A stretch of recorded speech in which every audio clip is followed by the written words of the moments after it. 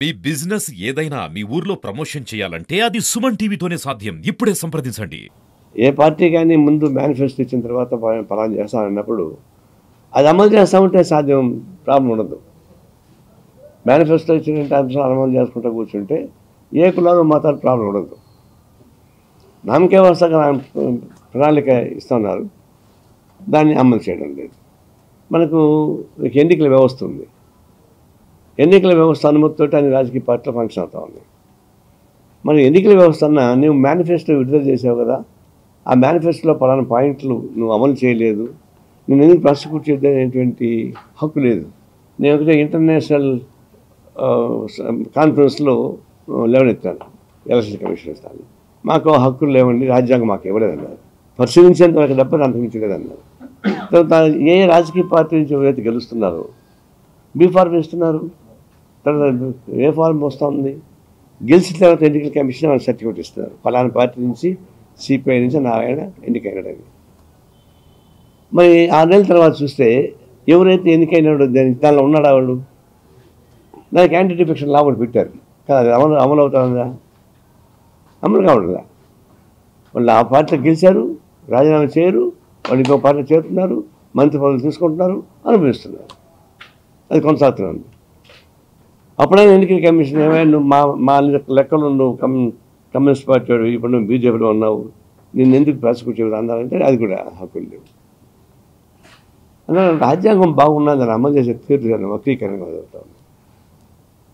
ఇప్పుడు ఎప్పుడైతే జనంలో అసంతృప్తి వస్తుంది, మీరు ఇచ్చిన మేనిఫెస్టో ఇచ్చినటువంటి హామీ అమలు చేయదని. ఫర్ ఎగ్జాంపుల్ పాతంతా వద్దు, బీజేపీ ఇచ్చిందే సంవత్సరానికి 2 కోట్ల ఉద్యోగాలు ఇస్తామని, తర్వాత నల్ల డబ్బులు తీసుకొచ్చి ప్రతి బ్యాంకు ఆ ఖాతాలో 15 లక్షల రూపాయలు వేస్తామని చెప్పని ఒకటే చాలా చెప్పారు.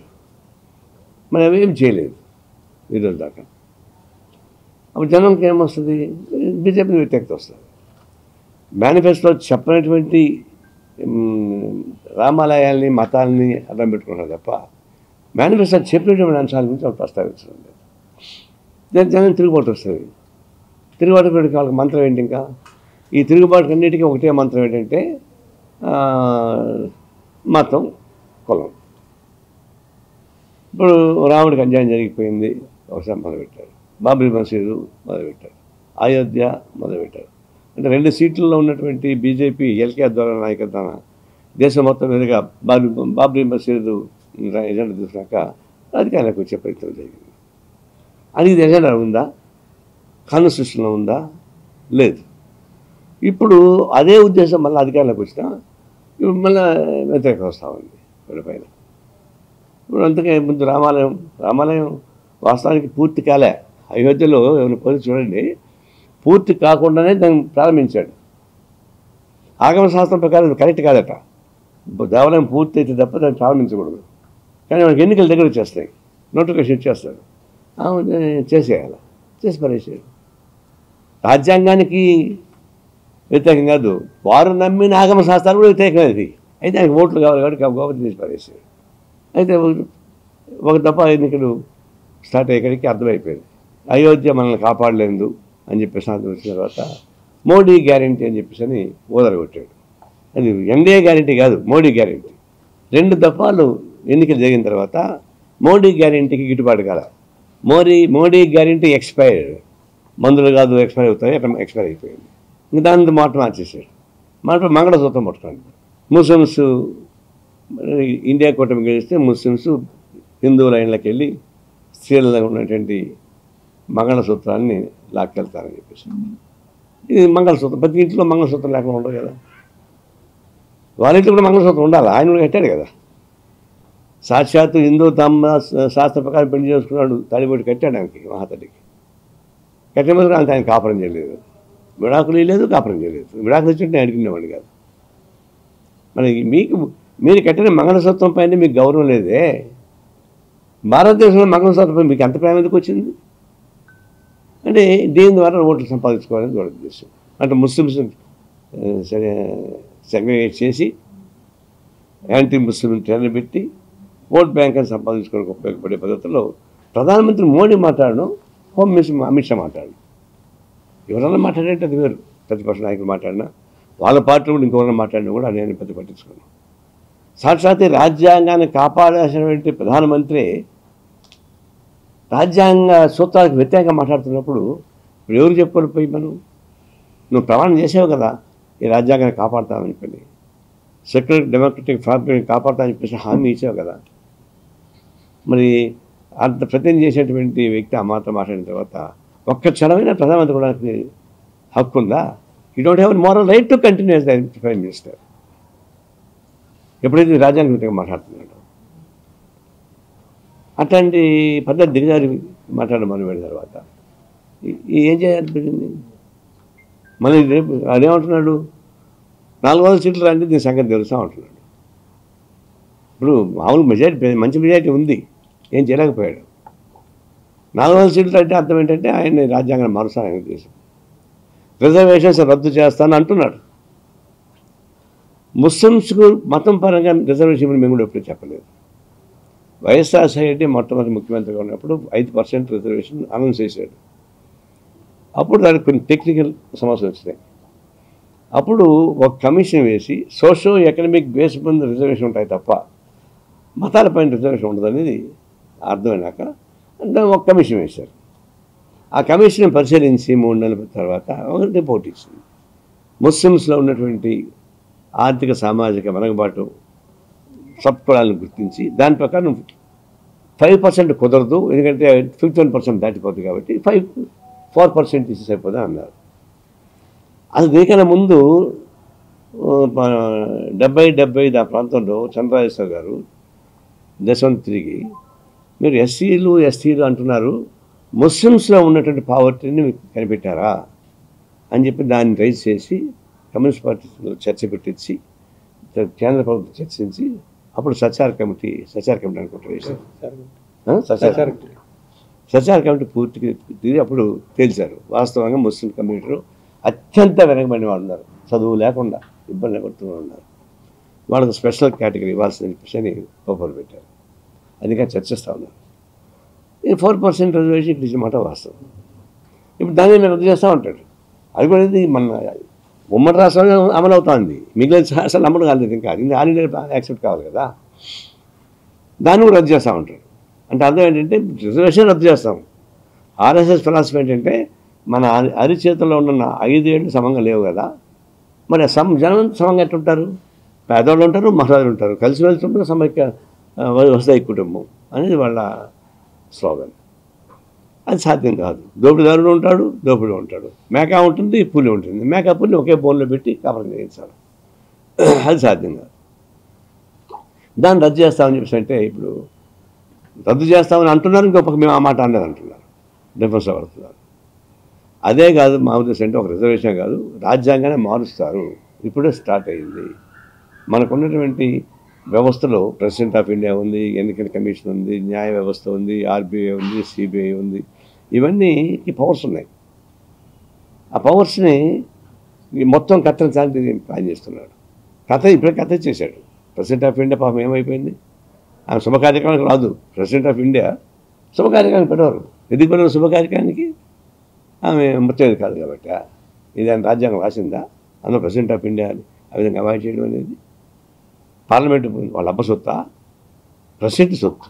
మరి ఆ భవనం కడితే ఆమె ఎందుకు వెళ్ళలేదు? ఇట్లాంటి ప్రెసిడెంట్ ఆఫ్ ఇండియా పోయింది. ఎన్నికల కమిషన్ కూడా మోడీ చెప్తే ఎన్నికల కమిషన్ యాక్టివ్గా ఉంటుంది. గత ఎన్నికల్లో మోడీ చెప్తే యాక్టివ్గా ఉన్నటువంటి ఎన్నికల కమిషను అప్పుడున్న ముఖ్యమంత్రి చంద్రబాబుకి వ్యతిరేకంగా పనిచేసింది. చంద్రబాబు ముఖ్యమంత్రి ఉండగానే సిఎస్ని మార్చేసింది, డీజీపీ మార్చేసింది. అసలు చంద్రబాబు చేత ఏమీ లేదు. ఈడీలు వాళ్ళు వెంటబడ్డారు, డబ్బులు వీడు పంచుకోలేకుండా ఆపిచ్చారు, డబ్బులు జగన్మోహన్ రెడ్డి పంచడానికి అవకాశం ఇచ్చారు. అంటే అధికారులు లేనప్పుడే అప్పుడే పనిచేశారు. కాబట్టి ఇప్పుడు ఎన్నికల కమిషన్ కానీ సిబిఐ కానీ ఎన్ఫోర్స్మెంట్ కానీ మొత్తం కుదించేశారు. రేపు రాబోయే రోజులు ఇవన్నీ పోతాయి. ఇప్పుడు ఏకచక్రాధిపతిగా నాదే వేదం. ప్రెసిడెంటే will become a president of India, మన మోడీనే. ఇవన్నీ అంగాలను ఎగిరిపోతాయి. ఆ ప్రకారం ప్లాన్ చేశారు. కాబట్టి మన భారతదేశంలో స్వాతంత్రం కాపాడుకోవడం కష్టమవుతుంది. ఏ విధంగా మీటింగ్ వేసుకోలేము నా దేశం వరకు. దీనిలో కూడా భజన చేసుకుంటూ ఉండాల్సిందే. ఏ రామ ఏ గోవిందని చెప్పేది మాస్టర్లు ఏంటంటే వాళ్ళు వేస్తారు, నాకు డౌటే. ఆ పరిస్థితుల్లో చేసడానికి వాళ్ళు ప్లాన్ చేస్తున్నారు. అది పసిగట్టాకనే ఈ దేశాన్ని కాపాడుకోవాలని చెప్పేసి ఉద్దేశంతో 26 రాజకీయ పార్టీలతో కలిసి ఒక కూటమి ఏర్పాటు చేశాం. సో కొన్ని చోట్ల ఎన్నికలు జరుగుతాయి, కొన్ని చోట్ల పోటీ జరుగుతుంది, కొన్ని చోట్ల సయోధ్య ఉంది. దేశం మొత్తం విధంగా మాత్రం బీజేపీ ఎత్తకుండా లైన్ తీసుకున్నాం. అది జరుగుతుంది. మీరు అడగచ్చు, కేరళలో మీకు వాళ్ళకి పడలేదు కదా అని. కొన్ని రాష్ట్రాలు పడదు. కేరళలో మేము పోట్లాడుకుంటున్నాం, కానీ కేంద్రానికి వచ్చి బీజేపీకి పడతాం. బెంగాల్లో మమతతో కొట్లాడుతున్నాం, కానీ సెంటర్కి వచ్చేటికి మమతతో మేమందరూ కలిసి కూడా బీజేపీకి నిలబడతాం. అందువల్ల అదే ప్రాబ్లం లేదు, బ్రాడ్ బేస్డ్. ఇప్పుడు నిన్న మొన్న ఫస్ట్ టైం ప్రైమ్ మినిస్టరు ఈ జగన్మోహన్ రెడ్డి కరప్టెడ్ 3 మాటలు రాశాడు. ఇది దఫేదారులు కోర్టులో అరుస్తారే అని హన్నారెడ్డి అని పిలుస్తారు ముద్దాయిలు. అట్లా అవినీతి అవినీతి అవినీతి. నాన్ డెవలప్మెంట్ అంటే అభివృద్ధి లేదు. ఇది మోడీ చెప్పింది. Land mafia, sand mafia, mines mafia చెప్పింది ఆయన. మోస్ట్ కరప్టెడ్ గవర్నమెంట్ అని ఫస్ట్ టైం. ఇంతకుముందు ఇప్పుడు చెప్పరా 5 ఏళ్ళగా ఎందుకు చెప్పలేదు ఏంటి ఆయన మనసాక్షి వదిలేద్దాం. నేను చెప్పానంటే ప్రతిపక్ష పార్టీలో ఎవరు చెప్తే అది ఒక ఆరోపణ, అది నిరూపించలేదు కదా అంటారు. ప్రైమ్ మినిస్టర్ చెప్పిన తర్వాత అదే జీవో అవుతుంది, అదే వేదవాక్యం అవుతుంది. ఒకసారి మరిచెన్నారెడ్డి ఉపన్యాసం చూస్తేమంటే నేను ఇచ్చిన ఉపన్యాసం జీవో అవ్వాలా అన్నాడు అధికారులు. ఆ రోజు హామీ ఇస్తాడు. ఏమన్నానంటే నేను ఇచ్చిన ఉపన్యాసం ఇక్కడ బోర్ వేయాలని చెప్పాను, బోర్ వేయండి అదే జీవో నేను ఒప్పుకోను. నేను చీఫ్ మినిస్టర్గా నేను ఒక హామీ ఇచ్చిన తర్వాత అది జీవో అయిపోద్ది అన్నాడు. ఇప్పుడు ఈయన జగన్మోహన్ రెడ్డి అవినీతి పరుడు అని చెప్పిన తర్వాత ప్రైమ్ మినిస్టరే ఒక్క క్షణం కూడా అతను బయట పెట్టచ్చా జగన్మోహన్ రెడ్డిని? ఒక్క క్షణం. Because is the prime minister. Prime మినిస్టర్గా ఉన్నాడు అంత మాట చెప్పిన తర్వాత ఒక్క క్షణం ఉండడానికి వీళ్ళే. ఎందుకుంటున్నాడు అంటే ఇది పొలిటికల్ ఆరోపణ, రాజకీయ ఆరోపణ, ఎన్నికల ఆరోపణ అంటే అది వాస్తవం లేదా? అది తెల్లాలా? నువ్వు నా గురించి మాట్లాడా, నా గురించి మాట్లాడా ఈ మాట? అంటే చిత్తశుద్ధి ఉంటే యంత్రాంగం కూడా ఈసీ కూడా పట్టించుకొని ప్రైమ్ మినిస్టర్ ఆ మాట చెప్పిన తర్వాత ఇర్రెస్పెక్ట్ ఆఫ్ ఆల్ టెక్నికల్ ప్రాబ్లమ్స్ తీసుకుని లోపల వెళ్ళా. సరే ఆయన ఆరోపణ చేశాడు అవాస్తవం లేవి అని అనుకుంటే ఆయన క్షమాపణ చెప్పాలా? మోడీ జగన్మోహన్ రెడ్డి క్షమాపణ చెప్పాలా? అయ్యా నేను ఆరోపణ చేశాను, ఆధారాలు లేవు, తప్పైపోయింది అని చెప్పి క్షమాపణ చెప్పాలి. అందుకని సూటి అడిగేదంటే మోడీని, జగన్మోహన్ రెడ్డికి క్షమాపణ చెప్పండి, లేదా జగన్మోహన్ రెడ్డి అరెస్ట్ చేయండి. మీ వాగ్దాట్లో ఉన్నటువంటి విలువ తెలుసుకోవాలంటే ఇది ఇప్పటిదాకా ఆయన చేసేటువంటి దీనిలో చూస్తున్నాను. ఇప్పుడు ఇంకొకటి ఏమొస్తుంది, చంద్రబాబు నాయుడు అప్పుడు ఏడిపించారు దాన్ని, ఇప్పుడు జైలు వేసి కొంగ తీశారు, బాగా నల్లగొట్టిన తర్వాత ఊపిరింటూ ఉప్పమ్ముకుంటారు ఆయన అని చెప్పేసి సరెండర్ అయిపోయాడు. మరి అవిపోని కేజ్రీవాల్ చంద్రబాబు సగం ఉంటాడు, జార్ఖండ్ ముఖ్యమంత్రి సగం ఉంటాడు, రేవంత్ రెడ్డి అయితే ఈయన శిష్యుడే, ఈయన పెంచిపోయి శిష్యుడే, ఈయన సగం ఉంటాడు. వాళ్ళకుండే దీని లేవా మీకు? నేను అన్నా వాళ్ళతో, అయ్యా రెండు అమ్ముతారంట, ధైర్యాన్ని మందు అమ్ముతారంట, తెచ్చి ఆయన రేవంత్ రెడ్డి చెప్పారు, మీ గురువుకి ఆడు ధైర్యం అమ్ముతారంట కదా కొనుక్కొని మరి. ఇంత పెరిగిపోయినా తయారైనాడు అంటే నా బతుకు నేను బతకాలి కదా, నా పెళ్ళాం బిడ్డలు కాపాడుకోవాలి కదా. మరి రాష్ట్రం అన్యాయం ఏంటంటే రాష్ట్రం అన్యాయం నాకెందుకయ్యా, నేను బాగుండాలి అనుకున్నాను, నేను బాగుంటే మిగతా కాపాడేది. నన్ను లోపలేస్తున్నాడు, వేసేట్టున్నాడు. కాబట్టి నేను సరెండర్ అయిపోయాడు. సరే అయిపోయింది వాళ్ళకి. ఇప్పుడు కనీసం మిత్రపక్షాలుగా జాయింట్ స్టేట్మెంట్ అగ్రిమెంట్ ఒకటి రాయగలరా? మేము విశాఖ స్టీల్ ప్లాంట్ను అమ్మను, ప్రత్యేక హోదా ఇస్తాము, నిర్దిష్ట ప్రణాళిక ప్రకారం పోలవరం మేము కట్టిస్తాము, కడపలో స్టీల్ ప్లాంట్ కట్టిస్తాము, అమరావతి ఏక రాజధానిగా చేస్తాము అని టీడీపీ, జనసేన, బీజేపీ కలిసి ఒక జాయింట్ స్టేట్మెంట్ ఇస్తే నమ్ముతారు ఎవరు? ఇచ్చారా? అసెంబ్లీ ఈయన మేనిఫెస్టో ఉంది, వాళ్ళు పెట్టలే. టీడీపీ జనసేన మేనిఫెస్టో పైన బీజేపీ వాళ్ళు పొరపాటుగా దూరంగా నిల్చున్నారు తప్ప దానికి కూడా తాకలేదు, వాళ్ళ బొమ్మ కూడా లేదు. ఇప్పుడేం చెప్పండి, కనీసం అన్నీ అక్కడ ప్రత్యేక హోదా, Visakha steel, Amaravati state capital, Kadapa steel plant చెప్పండి, మేము ఇస్తాం. రాత మూలకంగా ముగ్గురు పార్టీలు కలిసి స్టేట్మెంట్ ఇవ్వని చెప్పండి, అది కూడా నమ్మకం లేదు. అందువల్ల జనాన్ని మోసం ఎడికే వస్తున్నారు. జగన్మోహన్ రెడ్డి ఏమో వీళ్ళంతా ఒకటి అయ్యారు, నాకు వ్యతిరేకంగా నేను అమాయకుడిని అర్పకుడిని పిల్లవాడిని. కడపలో ఒకసారి ఒక పిల్లోడు, వాడు వ్యసనపరుడు, తాగడానికి డబ్బులు పెడితే వాళ్ళమ్మ ఈలే అని వాళ్ళ అమ్మని చంపేశాడు. వాళ్ళ నాన్న చంపేశాడు. అన్నీ చంపినా కదా పోలీసులు వస్తారు. కోర్టుకు పోతే జడ్జి అడిగాయంట, నువ్వు హత్య చేసినావు కదా, నీకు మరణ శిక్ష విధిస్తున్నాను, నీకేం కావచ్చు చివరి కోరుకోరుకున్నాడంట. వాడనంట, దేవరా నాకు తల్లి లేదు తండ్రి లేదు, అమాయకుని అనాథని నన్ను వదిలేమని చెప్పాడట. దానికి జగన్మోహన్ రెడ్డికి ఏమన్నా తేడా ఉందా? ఈయన అధికారంలో వచ్చిన తర్వాత చేసిన పనులు ఏమేమి చేశాడు వరుసగా నేను రోజు చెప్పకల్లా, నా బదులు మోడీ చెప్పేశాడు, నేను చెప్పేదాకన్నా. నా ఇంట్లో బాబాయ్ అని చెప్పేసి దిక్కులే, అమ్మల్ని అక్కల్ని చెల్లెల్ని నేను కాపాడుతా చెప్పేసి స్పీచ్ ఇచ్చాడు. నేను మొన్న చూసా జగన్మోహన్ రెడ్డి, నా అక్కలు నా చెల్లెళ్ళు రాష్ట్రంలో ప్రమాణం కాపాడుతాను.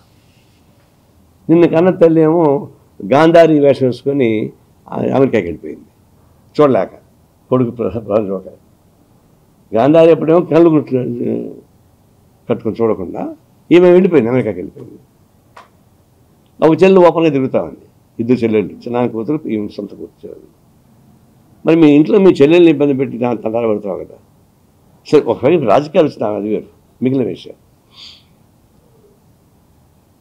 5 ఏళ్ళు ముఖ్యమంత్రిగా ఉంటే వివేకానంద హత్య చేసిన వాడిని పట్టుకుంటారండి. అంటే జోబులు దొంగలు పెట్టుకొని ఊరంతా ఇది ఎడ దొరుకుతుంది? ఇది అసమర్థం కదా. పోనీ మీరు ఇచ్చిన హామీలు ఉన్నాయి, 3 రాజధానులు, ఒక రాజధాని కావాలని అడిగారు, 3 రాజధానులు అయింది. ఇప్పుడు ఒకటి చెప్తున్నా నేను, ఇద్దరు ముద్దాయిలే 30,000 ఎకరాలు సేకరించారు. అది చాలా విలువైన భూమి, సంవత్సరానికి 3 పంట పండుతుంది. ఆడ మిరప, ఉల్లి, కాస్ట్లీ పంట, వాణిజ్య పంట పండుతాయి. అది ఒక్కొక్క ఎకరం పైన ₹1,00,000 పైన 1,02,00,000 రూపాయలు ఆదాయం వస్తుంది. నేను మనం లెక్కేసాను, సగటున లెక్కేస్తే కూడా ఎకరాకి సంవత్సరానికి కష్టంగా ₹50,000 ఆదాయం వస్తుంది. ₹50,000 ఇంటూ 30,000 ఎకరాలు లెక్క వేయండి. ఎవరిక్కడ లెక్కలో ఉన్నారు ఇక్కడ ఏమన్నా? 50,000 ఇంటూ 30,000 15, దాదాపుగా 15,000 కోట్లంత వస్తుంది.